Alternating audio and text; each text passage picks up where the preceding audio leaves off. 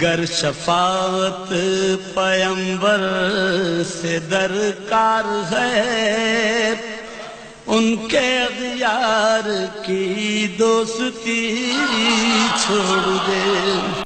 اعوذ باللہ من الشیطان الرجیم، بسم اللہ الرحمن الرحیم، وبہ نستعین وخیر ناصر ومعین۔ ناظرین محترم، سامعین کرام، آج جس موضوع کے اوپر میں گفتگو کرنا چاہ رہا ہوں، یہ کلپ ہے چھوٹا سا آصف الوی کا، پہلے آپ یہ سنیں، اس کے بعد میں اس پہ گفتگو کرتا ہوں، لیں آپ دیکھیں۔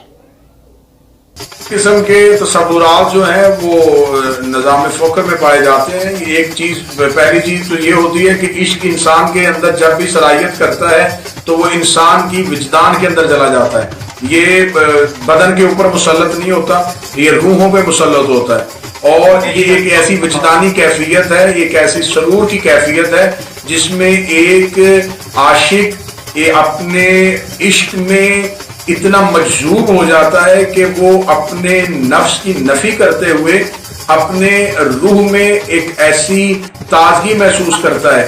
جو ہی وہ اس عشق میں، اس محبت میں، جب اس کا اپنے اوپر وہ ایسی کیفیت آئی ہو جاتی ہے کہ جہاں اس کا اپنے اوپر کنٹرول نہیں ہوتا، وہ اپنے ہاتھوں کو اور اپنے پاؤں کو اگر حرکت دے تو وہ حرکت رقص میں نہیں گردانی جاتی، وہ اس کی روح کی وہ روحانی کیفیت ہے، وہ روحانی مشاہدات ہیں کہ جو میرا خیال ہے کہ ایک عام انسان کی سمجھ سے بھی بالا تر ہے اور کسی عام انسان کو سمجھنے کی کوشش بھی نہیں کرنی چاہیے۔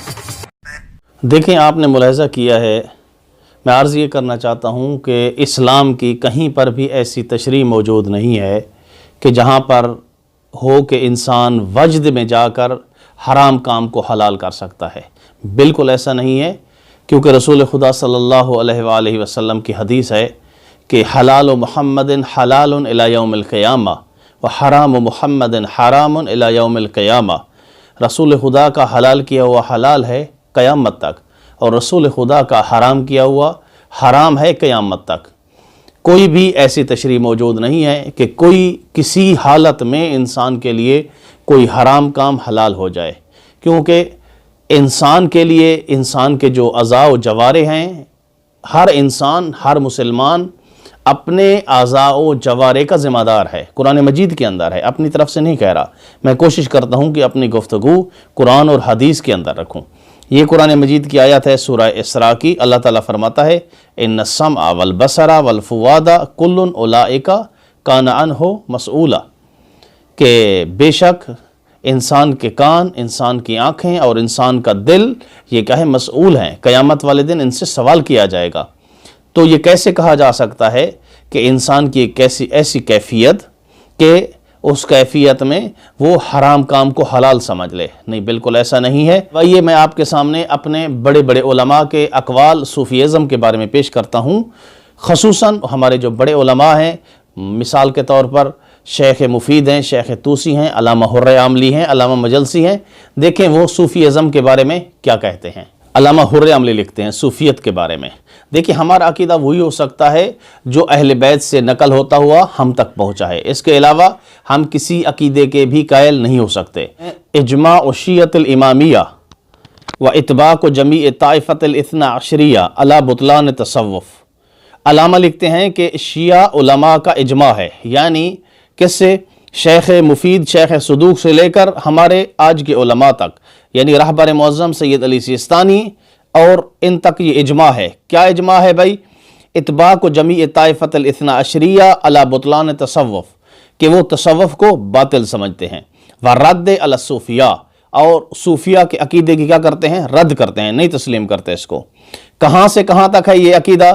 اور کوئی ایسا درمیان میں کوئی ایسا زمانہ آیا ہے کہ شیعوں نے اس کو تسلیم کیا ہو؟ بالکل ایسا نہیں ہے۔ من زمن النبی الاکرم صلی اللہ علیہ وآلہ وسلم والائمۃ الی قریب ھذا الزمان، رسول خدا صلی اللہ علیہ وآلہ وسلم کے زمانے سے لے کر ہمارے زمانے تک کوئی بھی ایسا کیا ہے ہمارا عالم دین نہیں آیا جس نے صوفیت کو قبول کیا ہو، یعنی سلیمان فارسی، ابو ذر غفاری سے لے کر آج کے زمانے تک کوئی ایسا اسلام کے اندر یا شیعت کے اندر کوئی ایسا فرد نہیں آیا جس نے صوفیت کو کیا کیا ہو؟ قبول کیا ہو۔ یہ تھے علامہ حر عاملی۔ اب آ جائیں علامہ مجلسی، علامہ باقر مجلسی کیا لکھتے ہیں؟ علامہ لکھتے ہیں ان الصوفیہ الذین کانوا فی آثار الائمہ علیہم السلام، علامہ لکھتے ہیں کہ بے شک صوفیاء جو ہمارے آئمہ کے زمانے میں تھے، کانوا معارضین لہم، وہ ہمارے آئمہ کی مخالفت کرتے تھے، صادین عنہم وعن دین اللہ، وہ ہمارے آئمہ کے راستے سے روکتے تھے اور اللہ کے دین سے بھی لوگوں کو روکتے تھے۔ اس سے بڑا ثبوت کیا ہو سکتا ہے؟ یعنی صوفی ازم جو ہے وہ ہمارے آئمہ کی مخالف سمت تھا، یعنی جو راستہ ہمارے آئمہ کا ہے اس کی مخالف سمت کیا ہے؟ صوفیہ ہے۔ آئمہ کے راستے سے روکتے تھے اور اللہ کے دین سے بھی کیا کرتے تھے؟ روکتے تھے۔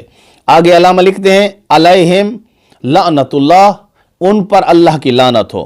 میرات العقول کتاب ہے، جلد نمبر 4 صفحہ نمبر 288 پہ علامہ مجلسی نے اس کو لکھا ہے۔ اس کے علاوہ علامہ حر عاملی اس کی مزید تشریح کرتے ہوئے لکھتے ہیں اپنی کتاب اثنا عشریہ کے صفحہ نمبر 53 پہ، وہ لکھتے ہیں جمیع الشیعہ انکروہم اے الصوفیہ، تمام شیعہ صوفیت کا انکار کرتے ہیں، وَنَقَلُوا عَنْ أَئِمَّتِهِمْ أَحَادِيثٌ كَثِيرَةٌ فِي مَذَمَّتِهِمْ وَصَنَّفُوا عُلَمَاء الشِّيَّعَةِ كُتُبًا كَثِيرَةً فِي رَدِّهِمْ وَكُفْرِهِمْ مِنْهَا کتاب الشیخ المفید فی الرد علی اصحاب الحلاج۔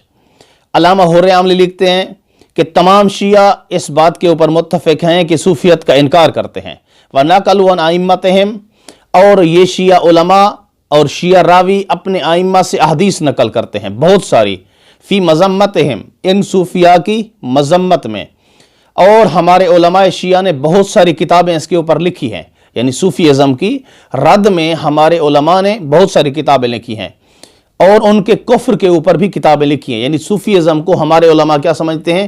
ان کے کفر کے قائل ہیں۔ ان کتابوں میں سے ایک کتاب ہے شیخ مفید کی۔ شیخ مفید کتنا بڑا نام ہے ہمارے مذہب کے اندر۔ شیخ مفید نے کتاب لکھی ہے فی رد علی اصحاب الحلاج۔ آ جائیں کہ ایک حدیث آپ کے سامنے نقل کرتا ہوں۔ اس حدیث کو سفینۃ البحار میں محدث قمی لکھتے ہیں عن النبی الاکرم صلی اللہ علیہ وآلہ وسلم لا تقوم الساعہ، کہ اس وقت تک قیامت قائم نہیں ہوگی، علی امتی حتی یقوم قوم من امتی اسمہم صوفیہ، یہاں تک کہ میری امت میں ایک ایسی قوم ظاہر ہوگی، قوم آئے گی جن کا نام صوفیہ ہوگا، لیسوا منی، وہ ہم میں سے نہیں ہوں گے، ان کے اعتقاد ہمارے اعتقاد کی طرح نہیں ہوں گے، وَإِنَّهُمْ يَحْلَقُونَ لِلذِّكْرِ وَيَرْفَعُونَ أَصْوَاتَهُمْ يَظُنُّونَ أَنَّهُمْ عَلَى طَرِيقَتِي بَلْ هُمْ أَضَلُّ مِنَ الْكُفَارِ وَهُمْ أَهْلَ النَّارِ۔ رسول خدا صلی اللہ علیہ وآلہ وسلم فرماتے ہیں وہ ہم میں سے نہیں ہیں، وہ حلقہ بنا کے ذکر کرتے ہوں گے۔ اب رسول خدا نے ان کی علامات بتائی ہیں۔ آج کے دور میں بھی صوفیاء ایسے کرتے ہیں، حلقہ بنا لیتے ہیں، حلقے کی حالت میں وہ کیا اپنا ذکر پڑھتے ہیں، اپنی آوازوں کو اوپر کرتے ہیں، اور وہ یہ گمان کرتے ہیں، رسول خدا فرما رہے ہیں کہ وہ گمان کرتے ہیں کہ ہم کیا ہیں؟ رسول خدا کے طریقہ پر ہیں۔ رسول خدا کیا فرما رہے ہیں؟ بل ہم اضل من الکفار، وہ کفار سے بھی گمراہ ترین ہیں۔ یعنی کفار اگر کفر کرتے ہیں تو وہ بتاتے ہیں کہ ہم کافر ہیں۔ یہ اسلام کے اندر آ کر کیا ہے؟ اسلام کی تعلیمات کا مذاق اڑاتے ہیں، اسلام کے اندر آ کے بدعات کو داخل کرتے ہیں۔ تو اس لحاظ سے یہ رسول خدا صلی اللہ علیہ وآلہ وسلم فرما رہے ہیں کہ یہ کفار سے بھی کیا ہیں؟ بدتر ہیں۔ کہ میں خلاصہ کلام دینے جا رہا ہوں۔ آصف علوی جو یہ تشریح پیش کر رہے ہیں اسلام کی، یہ بعین ہی وہی تشریح ہے جو یزید نے پیش کی تھی۔ یزید بھی یہی کرتا تھا، حرام کو حرام سمجھ کر وہ نہیں کرتا تھا، وہ حرام کو حلال سمجھ کر کرتا تھا۔ اور امام حسین علیہ السلام کا جو انقلاب تھا وہ یزید کے خلاف اسی بنا پر تھا کہ یزید حرام کام کو حلال سمجھ کر کرتا تھا۔ یہی طریقہ کار آصف علوی کا ہے۔ دیکھیں، ایک آپ کے ذہن میں ایک اور چیز میں بٹھانا چاہتا ہوں، فقط اہل بیت کا ذکر کرنے سے، فقط اہل بیت کے اوپر کتابیں لکھنے سے یا کچھ اشعار پڑھ دینے سے انسان شیعہ نہیں ہو جاتا۔ شیعہ مذہب ایک مستقل کیا ہے؟ مسلک ہے، اس کے اپنے عقائد ہیں۔